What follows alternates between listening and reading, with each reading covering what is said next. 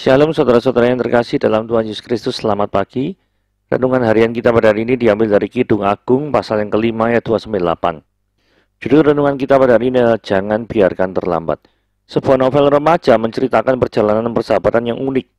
Joyce dan Raymond bersahabat lama tapi mereka sering kali bertengkar, baik karena hal sepele sampai masalah keluarga. Pada saat Joyce sakit, Raymond mulai sibuk dengan pekerjaannya karena dia berpikir Joyce pasti akan segera sembuh. Tak lama Joyce meninggal dan Raymond membaca buku harian Joyce. Dan barulah ia tahu bahwa Joyce merindukan kebersamaan di saat-saat terakhirnya. Kidung Agung memiliki bahasa puisi yang vulgar karena berbicara tentang relasi laki-laki dan perempuan yang oleh beberapa penafsir akhirnya digambarkan sebagai relasi antara Tuhan dan umatnya selain mengenai kepada relasi antar sesama. Kekasih di sini dia katakan terlalu lama menunggu di luar. Tapi si perempuan terlalu malas juga untuk segera membukakan pintu. Akhirnya si kekasih pergi, dicarinya kemana-mana tapi ia tidak ditemukan, dan rindunya menjadi sia-sia walaupun kualitas rindunya sangat dalam. Relasi kita dengan Tuhan kadang-kala demikian. Kita terlalu sibuk dan bisa melupakan Tuhan sepanjang hari. Kita menyesal saat kerinduan kita akhirnya tidak tersampaikan. Dan Tuhan seakan-akan pergi meninggalkan kita sehingga kita merasa sendirian. Buka hati untuk merespon panggilan Tuhan, jangan biarkan dia terlalu lama menunggu kita yang malas ini. Jangan biarkan terlambat juga untuk menikmati kebersamaan dengan sesama, karena kita tak tahu kapan saatnya dia tiba-tiba pergi dan kita menyesal. Tuhan dan sesama adalah harta yang paling indah. Nikmatilah kebersamaan dengan mereka. Oke, hari ini kita akan membahas sebuah film di Netflix ya, The Tinder Swindler. Jadi di renungan bersama di kali ini. Nah, kita membaca Kidung Agung pasal yang kelima ayat 2-8. Aku tidur tapi hatiku bangun, dengarlah kekasihku mengetuk. Bukalah pintu dinda manisku, merpatiku, idam-idamanku, karena kepalaku penuh embun dan rambutku penuh tetesan embun malam. Bajuku telah kutanggalkan, apakah aku akan mengenakan lagi? Kakiku telah kubasuh, apakah aku akan mengotorkannya pula? Kekasihku memasukkan tangannya melalui lubang pintu, berdebar-debarlah hatiku. Aku bangun untuk membuka pintu bagi kekasihku, tanganku bertetesan mur, bertetesan cairan mur, jari-jariku pada pegangan kancing pintu. Kasihku kubukakan pintu, tetapi kasihku sudah pergi lenyap. Seperti pingsan aku ketika dia menghilang. Kucari dia tapi tak ketemui. Kupanggil tapi tak disautnya. Aku ditemui peronda-peronda kota, dipukulinya aku, dilukainya, selendangku dirampas oleh penjaga-penjaga tembok. Kusumpai kamu putri-putri Yerusalem, bila kamu menemukan kekasihku, apa yang akan kamu katakan kepadanya? Katakanlah bahwa sakit asmara aku. Saudara, hari ini saya akan membahas tentang film Tinder Swindler, gitu ya, film dokumenter yang ada di Netflix. Karena kisah pada hari ini berhubungan dengan Kidung Agung, yaitu kisah asmara. Nah, saya juga akan membahas kisah asmara ini ya dalam film dokumenter Tinder Swindler. Nah, dikisahkan ada seorang wanita yang bernama Cecilia Selhoy. Ini adalah seorang wanita Norwegia yang tinggal di London dan bergabung dalam aplikasi kencan yang bernama aplikasi Tinder. Nah, suatu saat ketika dia swipe gitu ya, kan milih daripada lelaki yang ada di aplikasi kencan Tinder ini, kemudian dia bertemu dengan orang yang namanya Simon Leviev. Nah, ketika dia di profilnya, Simon Leviev ini adalah orang yang kaya raya, memiliki gaya hidup yang sangat-sangat mewah. Istilahnya zaman sekarang adalah crazy rich. Lah, karena Simon Leviev ini berasal dari Israel, maka mungkin istilahnya adalah crazy rich from Israel, gitu ya. Jadi pertemuan pertama ini berkesan luar biasa. Pertanyaan cuma chattingan. Oke, bisa ketemu di mana? Ketemu di Hotel X sampai gini gitu. Nah, kemudian setelah ketemu, mereka berbicara, bercakap-cakap. Wah, suasananya sangat cair, luar biasa. Sangat, ngeflow sekali gitu ya, mengalir. Bagaikan sudah kenal lama tuh. Padahal ini barusan kenal gitu ya toh. Kemudian sang pria ini, Simon Leviev ini ngomong, aku sekarang mau pergi Bulgaria, mau nggak diri meeting. Kira-kira kamu mau ikut apa enggak? Wih, langsung the first date langsung ditawari ke Bulgaria. Edan sungguhan ya ini ya, luar biasa. Kemudian Simon Levy memanggil daripada sopir pribadinya, kemudian mengantarkan, sopir pribadi disuruh mengantarkan Cecilia Selhoy ini untuk mengambil paspor, mengepak baju-baju dan lain sebagainya, dan mereka kemudian pergi. Mereka pergi ke naik pesawat private jet. Wih, saudara, kalau misalnya the first date, kemudian Anda diajak pakai private jet, luar biasa gitu ya. Jadi Cecilia mengatakan Simon punya auranya sendiri dan sangat percaya diri. Aku tidak punya alasan untuk tidak mempercayainya. Jadi waktu itu seperti itu. Cuma di pesawat private jet itu seharusnya Cecilia itu mendeteksi ada keanehan ya. Karena at the same time, orang ini juga membahas orang perempuan yang ada punya anak. Ngomongnya, oh itu adalah mantannya. Lah, masa ada first date ngejak mantannya? Ini kan aneh gitu ya toh. Tapi Cecilia tidak memperhatikan hal tersebut. Dengan ya mungkin terbuai dengan private jet-nya, dengan pergi ke Sofia di Bulgaria. Jadi dikatakan kehadiran Simon Levy membuat hari-hari Cecil itu lebih hidup dan tidak merasakan kesepian. Kemudian dalam suatu saat Simon Levy itu mengirimkan Cecil 100 mawar merah. Jadi pasti meleleh itu ya. Jadi wanita mana yang tak jatuh hati ketika diperlakukan seperti itu? Nah, kemudian jadi orang ini building trust. Jadi membangun kepercayaan yang sangat tinggi kepada yang namanya Cecilia Selhoy. Nah, 6 minggu setelah kencan pertama mereka, Simon mengirimkan pesan suara. Dia sering kali pakai pesan suara gitu ya. Mengatakan, saya terancam oleh musuhnya. Karena by the way, si Simon ini mengaku dia itu adalah berbisnis berlian. Ya memang Israel kalau kita tahu, itu terkenal dengan bisnis berlian ya. Dia mengaku putra daripada seorang pebisnis berlian yang terkenal, itu seperti itu. Dan karena bisnis berlian ini mendatangkan untung yang sangat besar, maka nyawanya juga terancam. Karena ada banyak musuh-musuh yang tidak senang kalau dia melihat keuntungan sangat besar. Wah, kemudian dipostinglah foto-foto pengawal pribadinya itu kepalanya berdarah gitu ya. Kemudian dia sendiri juga ada penuh luka. Dia mengatakan ini musuhnya melakukan serangan fisik dan juga melakukan cyber attack. Cyber attack itu artinya bisa-bisanya itu menonaktifkan kartu kredit.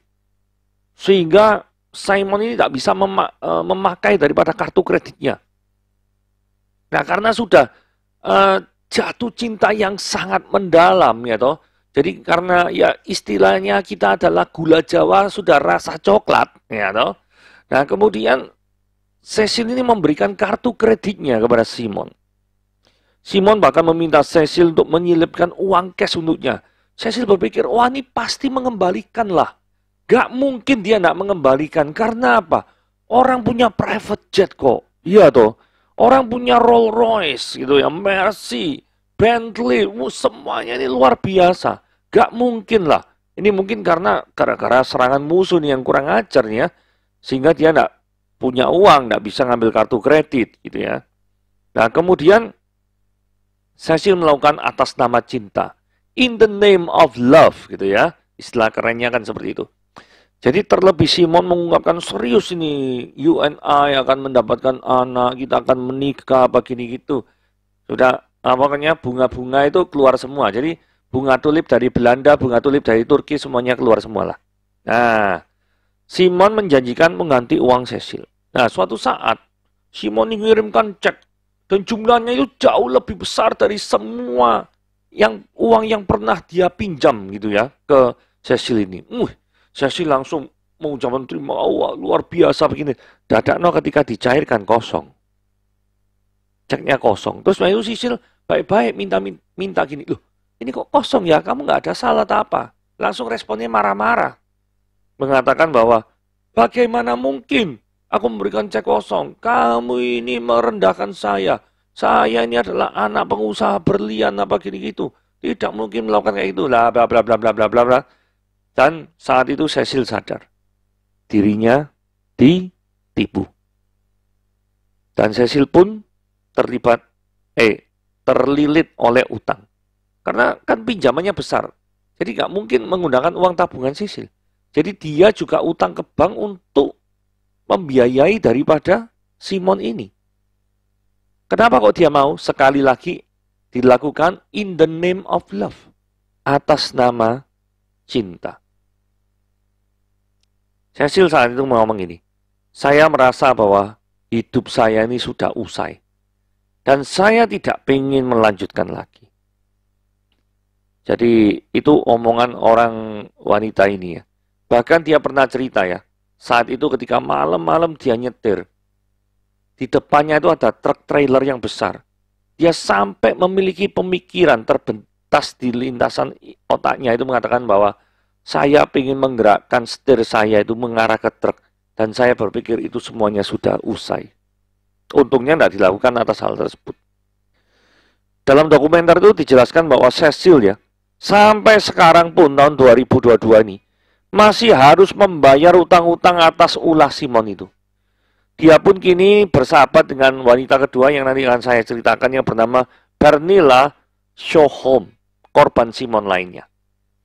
Tahun 2018 dia mengungkapkan ceritanya tersebut pada koran Norwegia Fiji dan kemudian dibagikan kembali ke film dokumenter di Tinder Swindler, dan wanita asal Norwegia itu kini juga mendirikan yayasan yang mendukung korban-korban penipuan. Itu yang dilakukan Cecil. Oke, kita lanjut pada wanita yang kedua yang namanya Pernilla Sjöholm. Pernilla ini menggesek ke kanan tanda approve di aplikasi Tinder. Dan yang di-approve sekali lagi siapa? Simon Leviev. Pada bulan Maret tahun 2018 saat dia tinggal di Swedia. Pada saat yang sama dia berkencan dengan Camille Selhoy yang juga bertemu dengannya di aplikasi kencan tahun Januari. Selhoy itu yang wanita pertama nih ya, Cecilia. Bukan Camille ya, Cecilia Selhoy. Kemudian Simon telah memberitahu pada para wanita itu bahwa dia adalah putra Taipan berlian. Jadi modusnya sama. Satunya adalah wanita Norwegia yang tinggal di London, satunya orang Swedia yang memang tinggal di Swedia. Terus dia memberikan ke Simon Levi sejumlah uang besar tunai, dan baru diketahui bahwa uangnya itu tidak mungkin kembali. Untungnya, wanita ini cuma memberi 45.000 USD atau 650 juta rupiah. Jadi tidak sampai ke uang sampai 351 USD itu enggak. Karena hubungannya ini cuma ya paling tidak good friend lah. Tidak sampai terlalu mendalam seperti yang dialami oleh Cecilia. Gitu ya. Nah, ketika Cecilia menghubungi wartawan Fiji, kemudian menelusuri daripada gadis yang dikencani oleh Simon, ketemulah yang namanya Pernilla ini. Dan Pernilla dihubungi oleh wartawan yang menyelidikinya. Gitu ya. Kurang lebih hubungannya seperti itu. Dan akhirnya Pernilla dan dan Cecil itu bertemu. Dan kemudian melakukan kayak kampanye besar-besaran supaya orang itu tidak tertipu oleh yang namanya Simon Levi ini. Nah, wanita ketiga itu namanya Eileen Charlotte. Nah, Eileen Charlotte ini adalah wanita asal Belanda tinggal di Amsterdam. Nah, wanita ini juga kena cara yang seperti itu, yaitu modusnya sama, ngaku anaknya Taipan lah, kemudian mengalami kesulitan, musuh-musuh menyerang, butuh bantuan, kartu kredit lagi diblok, kemudian butuh bantuan uang, ya intinya minta uang tapi dengan cara yang berputar-putar. Nah, Eileen ini juga dimintai uang sebesar 140.000 USD secara total ya. Jadi dia itu mengalami kerugian sekitar 2M. Nah, Eileen ini mendapatkan informasi dan mengetahui Simon ini adalah penipu hasil kampanye besar-besaran di media yang diceritakan oleh Cecil dan Pernilla. Begitu ya. Kemudian Eileen dengan polosnya memposting daripada tautan itu, link itu, download itu, kemudian ngomong, loh kamu kok dikatakan kayak gini loh, kamu Simon Leviev kayak gini-gini. Simon Leviev bilang, wah itu orang yang gak seneng sama aku. Itu adalah musuh-musuh yang pernah aku ceritakan itu loh. Yang gara-gara itu aku sampai utang sama kamu. Nah itu gara-gara kayak gitu tuh. Itu salah satu musuh-musuhnya itu kayak gitu tuh. Nah, terus kemudian Aileen memutuskan untuk menyelidiki sendiri kondisinya seperti apa. Dan seperti biasa, Simon kemudian meminta uang lagi. Nah, kemudian Aileen tiba-tiba itu setidaknya curiga gitu ya. Wah, saya nggak mau meminjamkan uang lagi. Nah, Aileen ini adalah seorang pebisnis daripada fashion. Dan dia tahu bahwa Simon Leviev itu mengenakan baju itu wah mewah-mewah sekali. Nah, notes ya, ini bajunya asli ya, bukan baju KW. Kalau bajunya ini baju asli ya. Baju asli jadi mungkin pakai Versace gitu ya. Pakai macam-macam gitu ya. Brand-brand yang punya nama ya toh. Yang mungkin apa namanya semuanya brand adalah pakai Louis Vuitton, mungkin pakai Giorgio Armani ya, mungkin seperti itu. Pokoknya bajunya tuh mewah. Nah, kemudian Aileen ini ngomong, gini aja, aku tak pergi rumahmu, ya toh. Aku akan membawa daripada baju-baju mewahmu itu, kemudian aku bantuin jual. Aku akan bantuin jual di eBay, gitu loh. Untuk membayar daripada kebutuhanmu.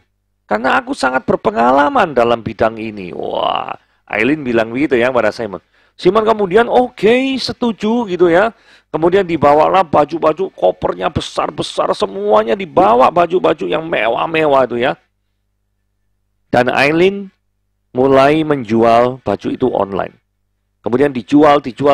Wah, baju mereknya Versace, Giorgio Armani, apa mewah-mewah ya pasti laku lah ya. Nah, kemudian Aileen ditelepon dong mulai sama Simon, ayo mana uang daripada apa penjualan bajuku yang mewah-mewah mana? Aileen bilang sama wartawan yang mewawancarainya, saya tidak pernah mengembalikan 1 sen pun kepada penipu itu. Ya dijual sendiri, cuma ya hasil jualan baju-baju itu ya nggak sampai 140.000 USD. Gitu ya, kurang lebih seperti itu. Nah, Aileen ini juga memiliki peran, wanita yang memiliki peran untuk menangkap daripada Simon Leviev. Ceritanya gimana?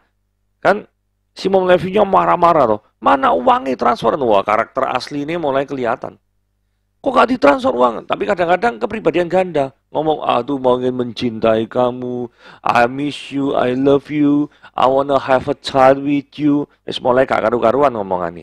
Ya. Terus kemudian supaya apa? Supaya hatinya luluh dan mentransfer uang kembali. Kadang-kadang ya tetap baik gak ditransfer, ngamuk-ngamuk lagi. Nah, jadi kayak orang kepribadian ganda. Nah, suatu saat Aileen Charlotte ini dikirimi kayak semacam kartu kredit apa, namanya itu David Sharon. Nah, ini David Sharon ini nama samaran, gitu ya. Nah, kemudian setelah itu si Simon Leviev ini ternyata katanya pergi ke Athena. Katanya ada urusan bisnis yang mendadak. Nah, kemudian langsung Aileen Charlotte punya koneksi mungkin ya dengan Interpol atau apa, menghubungi daripada polisi yang ada di Athena, kemudian mengatakan bahwa ini pesawat jam segini, dia langsung searching loh. Cara dia searchingnya gini, dia mempelajari karakteristik daripada WA-nya punyanya Simon. WA Simon tuh selalu on terus. Lah ketika dia tuh jam 2 siang kalau nggak salah. Dia tuh cuma centang 1. Artinya apa kalau centang 1? Kan nggak ada sinyal, dia nggak baca apa gini. Kan belum nyampe message-nya. Lah ketika centang 1 dia tahu, oh pesawat jam 14. Ini berarti dia tuh terbang. Dia langsung cari di Google. Pesawat jam 14 yang terbang. Kalau nggak salah waktu itu dari Israel ke Athena. Kalau nggak salah waktu itu. Di rute mana gitu ya. Atau Praha Athena, gue lupa. Pokoknya sekitar kayak gitu. Nah kemudian dia cari, oh pesawat ini jam segini, dia langsung hubungi Interpol. Dan Interpol dibilangi gini, dia tidak mungkin pakai nama Simon Leviev. Dia pasti nama pakai David Sharon. Sungguhan, ketangkep. Jadi akhir cerita, memang Simon Leviev tertangkap. Simon Leviev adalah nama samaran. Sebelum dia menipu banyak wanita, dia juga pernah dipenjara. Nama asli orang ini adalah Simon Yehuda Hayut. Gitu ya, toh? Anak dari seorang rabi Yahudi. Tapi modelnya kayak gini. Oke, itu adalah 3 cerita. Jadi sebagai resum ya, Cecilia Selhoy, asal Norwegia. kerugian 5M.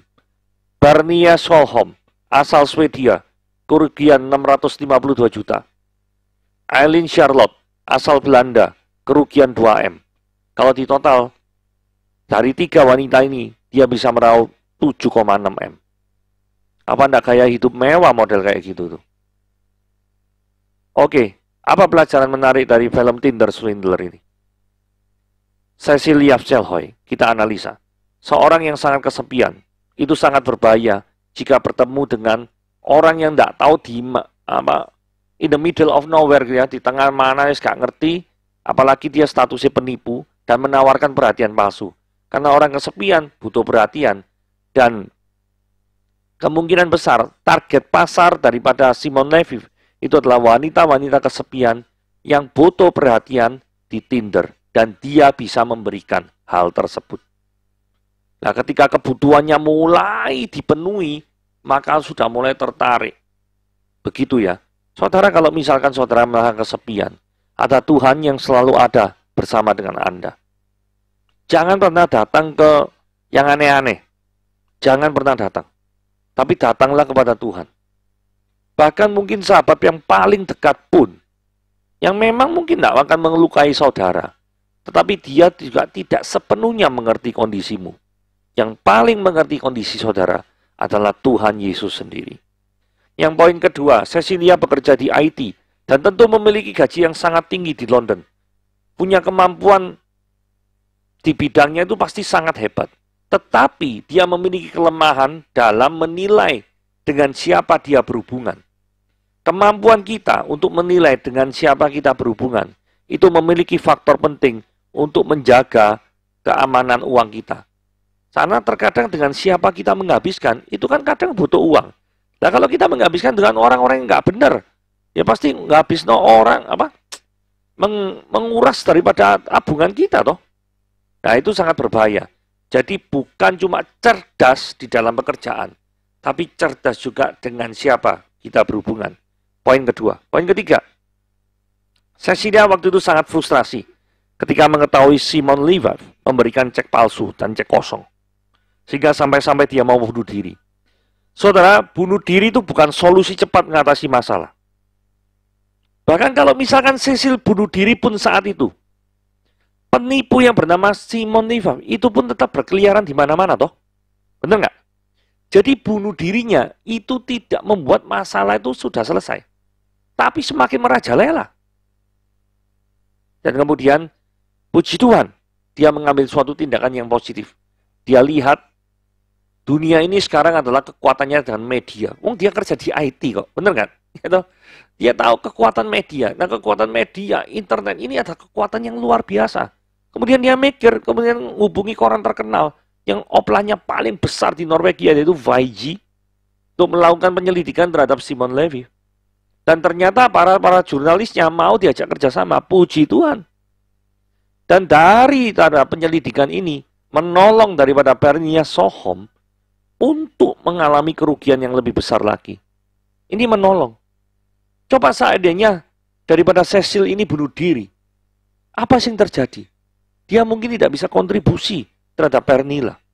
Mungkin Pernilla akan mengalami kerugian yang sangat besar atau lebih besar daripada yang dia alami. Ini adalah kekuatan yang luar biasa. Bahkan mereka berdua, Pernilla dan Cecil, ini sampai sekarang menjadi sahabat. Hal berikutnya, sekarang kita belajar dari tokoh Pernilla dari Swedia nih ya. Tidak terlalu banyak kehilangan karena dibandingkan dua yang lainnya, itu dia cuma kehilangan 652 juta. Yang lainnya kan 5M sampai 2M. Karena memang dia hanya berteman dan tidak melibatkan perasaan yang terlalu dalam pada Simon Levy. Saudara, ini penting. Pasang alarm saudara ketika Anda berhubungan dengan orang lain. Jangan alarm itu kamu matikan. Nanti repot. Pernilla menurut saya, wanita yang memasang alarm itu. Ketika dia minjem, dia selalu nagih. Kapan dibalik? Dia tidak peduli. Statusnya, siapa itu namanya? Simon Levy itu, kaya, punya jet pribadi, gak ngurus lah. Pokoknya itu masalah uangku balik nose. Nah, dia juga punya keberanian untuk kerjasama dengan pihak media Di Vaichi itu di Munich gitu ya, yang patut diancungi jempol. Karena di Munich itu ada fotografer yang foto-foto daripada Simon Leviev. Dan dia mengatakan, wah ini ketahuan apa gitu. Wah sampai dibawa lari, mobilnya kebut-kebutan di München gitu ya. Nah ini luar biasa ya. Dan akhirnya Pernilla dan Cecil bekerja sama untuk mempublikasikan cerita mereka terhadap apa yang mereka alami dari perlakuan daripada Simon ini. Nama dan foto Simon itu juga mereka sebarkan supaya orang tidak tertipu oleh daya tariknya. Pelajaran yang ketiga dari tokoh yang ketiga adalah Eileen Charlotte. Eileen Charlotte ini mengetahui Simon Levy penipu itu dari membaca artikel yang disebarkan oleh Cecilia dan Pernilla. Jadi ini sambung menyambung ya. Dan ini adalah wanita yang menurut saya cerdik luar biasa. Ini saya tertarik ini. Karena apa? Karena wanita ini memanfaatkan keterpurukan daripada Simon Levy untuk mendapatkan kembali uangnya. Seperti yang saya cerita tadi ya. Apa namanya? Oh kamu butuh uang ya? Ya tak jual no sini barang-barangmu, baju-bajumu yang Versace, Giorgio Armani, Louis Vuitton, apapun itu ya. Saya jualkan. Dan kemudian Eileen Charlotte memiliki kecerdikan yang luar biasa. Kerja sama-sama polisi Interpol Athena untuk menangkap Simon Leviev. Saudara, sampai sekarang dari berita yang saya baca, Simon Leviev didakwa 15 bulan penjara, tapi setelah 5 bulan dibebaskan karena ada alasan COVID dan lain sebagainya, dan posisi sekarang dia free. Tapi dengar-dengar dia itu tidak aktif lagi di Tinder ini. Saudara, kabarnya ketika dia mau dikonfirmasi dan lain sebagainya, dia mengatakan bahwa semua itu tidak benar. Berita tidak benar, saya akan membuat cerita saya sendiri, versi sendiri. Ya kalau misalnya tidak benar, nah bukti-bukti yang ada di Netflix itu apa itu ya? Bukti-bukti transaksi lah, bukti rekaman suara, melalui WhatsApp dan lain sebagainya. Itu semuanya terbukti tuh di film dokumenter tersebut. Nah pelajaran yang didapat kita dari Charlotte adalah gunakan daripada kecerdikan saudara untuk bertindak menghadapi orang yang mencurigakan atau mau melukai saudara. Bukankah firman Tuhan berkata kita harus cerdik seperti ular dan tulus seperti merpati? Oke? Itu pelajaran-pelajaran yang kita dapat dari hari ini. Tuhan Yesus memberkati.